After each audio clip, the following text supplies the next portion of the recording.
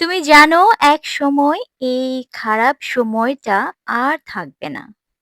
তুমি জানো তোমার অনেক বেশি কষ্ট হচ্ছে, সময়গুলো যেন যাচ্ছেই না। একটু ধৈর্য ধরো।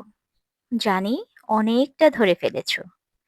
তবুও বলবো আর একটু না হয় ধৈর্য ধরো। তারপরই ভালো সময় আসবে। আসবেই ইনশাআল্লাহ। কিসের এত চিন্তা তোমার? তুমি কি ভুলে গেছো? তোমার রবের সেই প্রতিশ্রুতি যেখানে তিনি নিজেই বলেছেন, ধৈর্য ধারণ করো, তোমার ভবিষ্যৎ তোমার অতীতের চেয়ে সুন্দর হবে।